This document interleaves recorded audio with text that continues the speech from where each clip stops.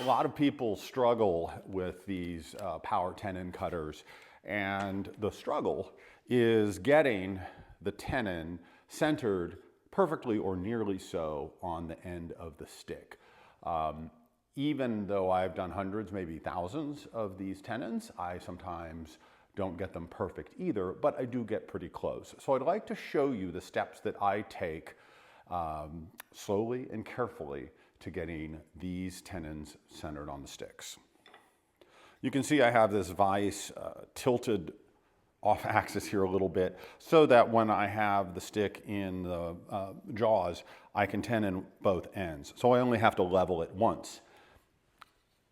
And leveling it is the first important step. If you don't level it to the floor, you're much less likely to get the tenon centered on there. So I grab the stick and the level and then gently press the jaws against the stick, and when I see the bubble close, I tighten it up.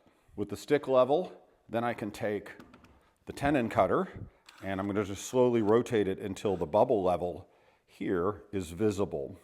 And then I'm going to sight right over it and get the bubble as close to the center as I can.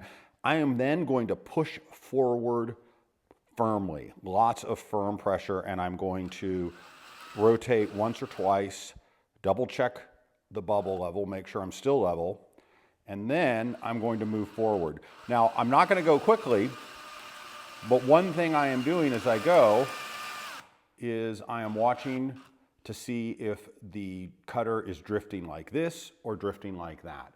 And that is the most forgotten thing about doing this process, is this 90 degrees from here to here, here to here, looking straight down. You need to maintain that because this rotational action tends to make the cutter drift. So